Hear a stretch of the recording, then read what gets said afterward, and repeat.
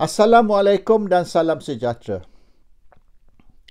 Islamofobia puak DAP dan Pakatan Harapan kuat sangat. Bukan saja orang DAP Pakatan, orang UMNO pun. Ramai yang nampaknya Islamofobia dia kuat. Ambil contoh hari ni, Lokman Nur Adam. Dia menyindir ataupun menghina, orang Terengganu kata menganjing Menteri Besar Terengganu dengan memanggil dia ahli syurga. Ahli syurga tu Lokman guna tu bukan sebagai penghormatan, tetapi sebagai satu penghinaan, menyindir, menganjing. Kita tak marah sesiapa yang nak keluar Islam, yang nak benci Islam, yang nak jauhkan diri dari Islam. It's okay. Malaysia is a democracy. Jadi dalam satu demokrasi awak bebas memilih. Nak memilih apa sekalipun lah. Kepercayaan agama, kepercayaan politik, freedom of choice, freedom of belief. Ini dijamin di bawah Perlembagaan Malaysia. Tapi kalau orang tu nak memilih Islam, memilih nak menegakkan Islam, tak payahlah awak benci dia, hina dia, kutuk dia. Kita tak kutuk orang yang benci Islam. Sebab apa orang yang benci Islam kutuk orang yang cinta Islam? So, tindakan Lokman tu uncalled for lah. Tidak perlulah hina Menteri Besar Terengganu semata-mata kerana Menteri Besar Terengganu ni cinta Islam dan awak benci Islam. It's okay. You do your thing, we do our thing. We don't disturb you, you don't disturb us. I think itu baru boleh kita katakan perpaduan. The real perpaduan. Perpaduan ni menghormati kepercayaan dan pilihan masing-masing. Kalau perpaduan hanya kalau awak pilih saya, kalau awak tak pilih saya bukan perpaduan, then tak boleh lah. Perpaduan must be choice, pilihan. Iaitu apa awak nak, is up to you. Ini yang penting. Jadi Islamofobia ni dah mula merebak ke orang UMNO pula. Dulu masa kerajaan Ismail Sabri, kurang-kurang orang Islam ni sokong Islam. Sekarang ni di bawah kerajaan DAP atau kerajaan Anwar Ibrahim, nampaknya orang Islam mula tunjuk kebencian mereka terhadap Islam. So, I think this is bad. Tak mau jadi macam India, satu bangsa, satu kulit. Tapi oleh kerana seorang Hindu, seorang Muslim, dia membunuh. Jadi, they kill each other because of differences of religion. Tapi same race. Jangan kita Malaysia jadi macam India. Melayu bunuh Melayu sebab seorang menegakkan Islam, seorang benci Islam. At the end, kita tidak ada perpaduan. So-called kerajaan perpaduan. Tapi kerajaan perpaduan tu cuma perpaduan di antara Perdana Menteri dan Timbalan Perdana Menteri. Itu je perpaduan. Tapi di bawah tu tak ada perpaduan. Menteri pun tak ada perpaduan. Rakyat pun tak ada perpaduan. Sama-sama Melayu tak ada perpaduan. Walaupun sama-sama Islam pun ada yang benci Islam, ada yang cinta Islam. This is not a good example. So the konsep perpaduan ni tidak akan tercapai. We will not see a kerajaan perpaduan. Apabila perpaduan hanya di antara Perdana Menteri, Timbalan Perdana Menteri, selain daripada tu, benci. So I think we have to understand what is the meaning of unity ataupun real perpaduan. Dan tengok macam kes Hamzah Zainuddin, ketua pembangkang. Dulu DAP duduk cerita merata, beritahu orang Cina, orang India, sekira PAS ni memerintah, maka hak orang bukan Melayu, hak orang bukan Islam akan terhilang. Non-Muslims, non-Malays will lose their right. Bagaimana non-Malays, non-Muslims will lose their right? Well, oleh kerana kita tak boleh adakan Ratu Cantik, kita tak boleh adakan LGBT punya parti, kita tak boleh adakan beer festival. So, itu hak ke? Kalau awak hidup dalam negara Islam lain, itu pun tak dibenar juga. Arab Saudi, mana-mana, Brunei ke, tak kisahlah, negara Islam lain pun tak boleh nak adakan LGBT parade, beauty contest, beer festival, nak adakan rumah urut dengan China doll, di mana kita bukan saja diurut, kita pun boleh urut dia orang juga. Dan kadang-kadang lebih kita urut dia dari dia urut kita. So all that sepatutnya, ialah kalau nak kira, bukan saja negeri Islam, negeri kafir pun tak. China misalan, gambling haram tau. Kita tak boleh nak ada kasino, kita tak boleh nak judi di China, padahal China tu negara bukan Islam yang terbesar, negara komunis yang kita kata God free country, negara yang tidak ada Tuhan. Tapi mereka tak benar tahu ini judi-judi apa semua. Sebab tu tempat macam Macau, Genting Highland ni maju. Genting Highland ni walaupun duduk dalam negara yang dianggap negara Islam, tapi mereka maju kerana negara kafir mengharamkan judi, maka orang kafir mari ke Malaysia untuk berjudi. Jadi mereka, ini yang aneh ni, orang kafir dari negeri kafir terbang ke negara Islam untuk berjudi. Jadi kita ni maju, kita untung. Untung kerana orang kafir tak boleh buat maksiat di negara dia, maka dia mari Malaysia untuk buat maksiat. This is quite comical lah kalau nak kira. Anyway, yang penting, mereka kata sekira PAS memerintah, maka Malaysia ni akan menjadi neraka. It'll be hell untuk orang bukan Islam. Sebab orang bukan Islam akan dinafi hak mereka. Hak mereka untuk apa? Untuk semayang? No. Untuk nak belajar di sekolah bahasa mereka? No. Untuk nak bekerja? No. Untuk nak minum arak? No. Untuk nak judi? No. Dia orang main mahjong kat rumah dia. Housewife dia hari-hari duk main mahjong. Tak ada. Tak ada lah polis tangkap apa semua. Cuma dinafi hak kononnya untuk mengadakan beauty parade, beer festival and all sorts of things. Jadi sekira nak adakan beer festival, adakan beer festival. Sama-sama orang bukan Islam. Boleh buat di Pulau Pinang tu. Tempat yang di mana majoriti. Cuma janganlah buat kecoh and then jemput orang Islam datang. Yang problem ni, bila dia buat beer festival dan dia buat secara besar-besar dengan publicity, dengan ini, dengan itu, dia attract orang Melayu, orang Islam. So the problem is, kalau you boleh adakan policy macam katalah di Genting, officially lah, orang Islam, orang Melayu tak boleh masuk Genting berjudi, officially lah.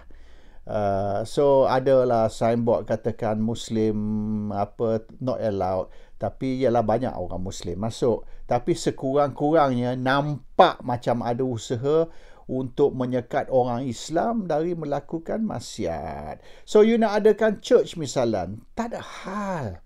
You boleh buat church mana you nak buat, is no problem. Temple misalan, tempat semayang orang Hindu, orang Buddhis, tak apa, boleh. Tapi janganlah you jemput orang Islam mari semayang dekat church, dekat temple. That is the problem. Sebab orang Melayu ni sensitif. Orang Melayu ni kebanyakan mereka paranoid. Dia orang paranoid yang orang Islam akan lari dari Islam masuk agama lain. This is the problem with Muslims. Terutama sekali orang Melayu. Dia paranoid sangat dengan agama lain. Dia ada non-Islam religion phobia. Dia sama macam Islamofobia. Cuma ini fobia terhadap agama bukan Islam. Dan fobia orang Melayu ni yang sebenar lagi dahsyat daripada Islamofobia. Islamofobia tu dah teruk. Tapi fobia Melayu terhadap agama lain lagi dahsyat pada Islamofobia. Ini orang Melayu ni sikap mereka. Yalah, mereka minum bir, mereka makan babi, mungkin mereka ni cari China doll, mereka tidur kadang-kadang lelaki dengan lelaki pun banyak kes. Tapi when it comes to phobia terhadap religion lain ni, teruk pada Taliban lagi yang sebenar orang Melayu ni. Ini saya tahu, saya 20 tahun saya duduk, saya tinggal di Terengganu, saya tahulah sikap orang Melayu ni terhadap agama lain. Mereka rasa kalau mereka dah ambil air semayang ni, mereka bersalam dengan orang bukan Islam, air semayang pun dah batal. Samalah macam mereka lepas ambil air semayang, sentuh dengan perempuan yang bukan anak ke mak mereka. So this is the problem with Malays. So the problem is this, kalau PAS menjadi misalnya ketua pembangkang, katalah tak kisahlah Haji Hadi ke Taqiyuddin ke sesiapalah menjadi ketua pembangkang, akan menjadi isu. Mereka kata, tengok, ketua pembangkang ialah PAS. Kalau kerajaan jatuh, maka PAS akan ambil alih sebagai kerajaan. This the Islamophobia, dia orang akan spread.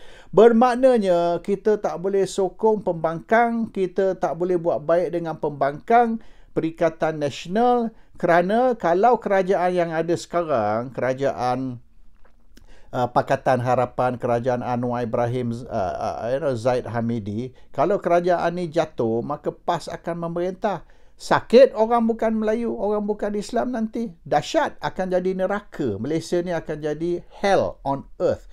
So, Perikatan pandai, dia letak Hamzah Zainuddin sebagai ketua pembangkang. Kelazimannya, ketua pembangkang ni is Prime Minister in waiting. Maknanya kalau kerajaan jatuh, Hamzah akan ambil alih sebagai Perdana. Kelaziman, bukan undang-undang. Is not a must. Tapi tradisi, ketua pembangkang ni is more or less Prime Minister in waiting. Jatuh kerajaan, dia akan ambil alih. So sekarang ni isu dia, kalau Pakatan jatuh, Perikatan ambil alih, bukanlah PAS yang akan jadi Perdana Menteri. Hamzah Zainuddin jadi Perdana Menteri. So what's wrong? Maknanya tidak salah kita sokong Perikatan Nasional. Walaupun PAS mungkin ada kerusi majoriti, 49 kerusi, lebih dari DAP yang hanya 40 sahaja. Tapi tidak semestinya sekira kerajaan jatuh, PAS akan ambil alih. So dia punya kempen ni, bahawasanya tak boleh sokong Perikatan oleh kerana Perikatan ni akan adakan kerajaan Islam, kerajaan Taliban, kerajaan ekstremis, kerajaan teroris, dan orang bukan Melayu, orang bukan Islam akan menderita. Argument tu sudah tak boleh pakai. Because it's not PAS yang ketua pembangkang, it's Hamzah Zainuddin yang ketua pembangkang. So sekarang ni dia kempen kod lain pula. Dia kata PAS kerusi yang terbanyak, 49 kerusi dari 72 tu, 49 kerusi PAS. Kenapa PAS ni pengecut? Kenapa Ustaz Haji Hadi tak berani nak jadi ketua pembangkang? Pengecut, tak ada batu. So now itu pula. Jadi dulu kalau kita letak Haji Hadi, misalan Hadi Awang sebagai ketua pembangkang, mereka kata bahaya ni. Ini kerajaan Taliban nak tunggu ambil alih. Kalau jatuh Pakatan, Taliban akan memerintah. So kita tak letaklah maknanya Hadi Awang ataupun mana-mana pemimpin PAS. Kita letak Hamzah Zainuddin sebagai ketua pembangkang. Isu lagi pula now. Bukan dia kata kerajaan pembangkang, kerajaan pembangkang ni pembangkang yang akan ambil alih kerajaan ni kerajaan Taliban. Mereka kata PAS ni tak ada batu, Hadi pengecut, Hadi tak berani nak jadi ketua pembangkang kerana Hadi ni bodoh. Actually Hadi ni dia graduate 2 university tau. Dia graduate University Mekah dan juga University Madinah dan juga University Cairo. He's a graduate of 2 universities, leading universities, not just ITM ke ataupun university yang UEC, tak ada, no, it's leading universities. And university ni have existed lama, 1000 tahun lebih. University ni lagi tua daripada Oxford dan Cambridge yang sebenarnya. And Hadi is a graduate of those 2 universities. Soalan dia, his bidang is not engineer ke lawyer ke, it doesn't mean dia punya bidang is low class, tak ada. And so layak dia jadi Perdana Menteri, in fact, Hadi ni. Tapi he doesn't even want to be ketua pembangkang. Biarlah Hamzah jadi ketua pembangkang. Bermaknanya kalau jatuh kerajaan Pakatan Harapan, tidak ada danger, there's no danger, tidak bahaya yang Taliban akan memerintah. Seperti mereka duduk cakap selama ini. Tapi sekarang pun now, oleh kerana tak ada point, tak ada isu terhadap ketua pembangkang, dia bangkitkan cerita bahawasanya Hadi ni pengecut, Hadi ni tak ada batu and this and that. So I suggest kalau yang siapa betul-betul nak tahu, why don't you all make a trip to Rusila di Terengganu, bila masa lapang lah, when you are free, go to Rusila, make a trip, go and see Hadi Awang. Saya dah beratus kali dah saya pergi rumah Tok Guru Hadi Awang dalam 20 tahun lebih tu.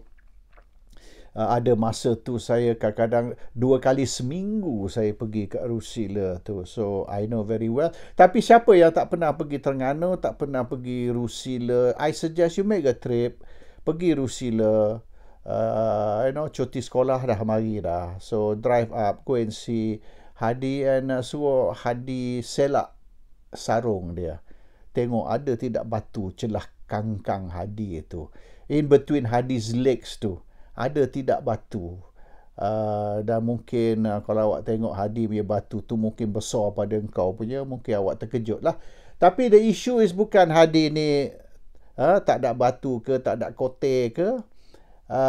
Sebab itu tak mau jadi ketua pembangkang, is because politically I think it's a good strategy. Ketua pembangkang is Prime Minister in waiting, so isu Taliban memerintah tidak akan timbul, dan orang-orang yang benci Islam dan mereka yang sewaktu dengannya dalam UMNO sendiri tak boleh bangkitkan isu ni bahawasanya kita perlu awas, kita perlu jaga bahaya Perikatan Nasional, iaitu mereka ni orang Islam. Orang Islam ni is dangerous. Kita kena be very careful. Dan kita jumpa orang Islam macam Menteri Besar Terengganu ni, kita kena kutuk habis-habis. Menganjing, menghina dia. Panggil dia ni kononnya ahli syurga. So kalau Menteri Besar Terengganu ni ahli syurga, maknanya apa? Orang lain ahli neraka. Is that the meaning? So I feel tak apalah kalau awak nak benci Islam. Saya menghormati kebebasan awak, untuk benci Islam. Islamofobia, it exists.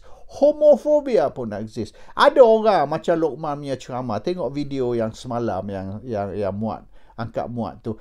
Oh, Lokman kutuk Anwar habis-habis, gila-gila Lokman kutuk Anwar. Kaki semburit lah, kaki main bontot lah. Oi, kalau dengar tu kadang-kadang kalau budak-budak muda, I think the anak dara mungkin merah muka bila dengar ceramah Lokman tu. Benda yang dia cakap terhadap Anwar tu. And dia dedah. Lokman dedah bahawasanya betul tuduhan terhadap Anwar, yang Anwar ni kaki semburit, yang Anwar ni kaki main bontot. Memang betul. Lokman cakap lah berapi-berapi. Baru ni, ini bukan 5-6 tahun dulu punya video. Tidak, video dalam sebulan ni masa pilihan raya, kempen apa semua. Dia kutuk Anwar, dia dedah rahsia Anwar, dan dia bagi tahu seluruh dunia bahawa memang betul Anwar ni kaki bontot. Teruk. Tapi bagi saya, the issue is not tentang Anwar punya LGBT lifestyle. To be honest ya, saya mengaku, I support the rights of the LGBT. Biar benda ni record ya, please. Let it be recorded that I have nothing against LGBT. Di rumah saya ni, 2 neighbor saya, seorang gay couple lelaki, seorang lagi gay couple perempuan.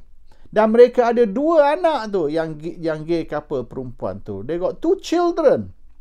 So maknanya I have nothing. And saya ni ialah dari MCKK, dan ramai kawan-kawan saya MCKK bekas MCKK. Yang saya tahu, kaki crawler. MCKK ni kita panggil crawler. Crawler maknanya merangkak tengah malam. Yang merangkak tengah malam ni ataupun crawler ni, dia pergi ke mana? Dia cari jambu lah. Benda ni berlaku. Dan saya sendiri telah buat laporan. You tahu tak? Ini saya tak pernah bagi tahu sesiapa. Isteri saya pun belum tahu cerita ni. Tapi saya telah buat satu laporan di MCKK. Masa saya di MCKK dulu, Form 3. Saya report kepada sekolah bahawasanya ada budak berangkak ke katil saya dengan pisau. Dia letak pisau dekat leher saya. Dia suruh saya turn over. I refuse. Because saya tahu dia tak berani lah nak potong leher saya. It's just a threat only. When I refuse, dia lari. Saya pun bangun terus. Saya pergi ke prefect's room. Saya buat laporan. Kata someone tried to rape me. Someone put a knife. Tapi saya tak tahu siapa sebab gelap. So prefect telah buat. Saya telah dipanggil oleh headmaster. Mr. Ryan. Orang MCKK kenal lah Mr. Ryan. Mr. Ryan panggil saya nak tahu peristiwa ni. Tak lama selepas tu saya keluar MCKK. Saya pergi ke VI. Orang tanya saya sebab apa saya tinggal MCKK Form 3 dan saya pergi VI. Saya masuk VI Form 3. Sebab apa saya tinggal? Saya kata saya tak boleh tahan life in a boarding school. I like my freedom. Nobody yet knows this story kecuali my prefect and the headmaster NJ Ryan. They know what happened. So I know lah what is the life like. Yalah masa dulu umur saya 15 saya tu comeloteng masa tu. I was very nice looking kid at that time. So orang kata jambu. Memang benda ni hampir berlaku kepada saya. But I don't care. Saya ni memang bangsa degil. Masa saya kena tangkap ISA pun tanyalah Special Branch. Raja Petra ni yang degil sekali dalam banyak-banyak ISA ni. Dia tak kisah, dia lawan. So anyhow, the point is this. I know about this. And I have no problem. Some of my friends yang sebenarnya MCKK, they are gay. But I have no problem being friends with them. So isu dia, lifestyle Anwar ni tidak menjadi isu kepada saya. Saya dulu yang boleh dikatakan running the Free Anwar campaign. Campaign bebaskan Anwar. 5 tahun I was running the Free Anwar campaign.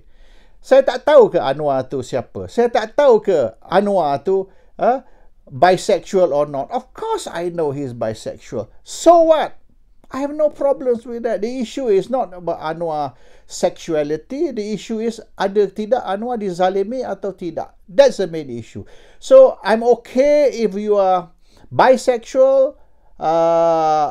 I can accept that. And I'm okay if you are Islamophobic.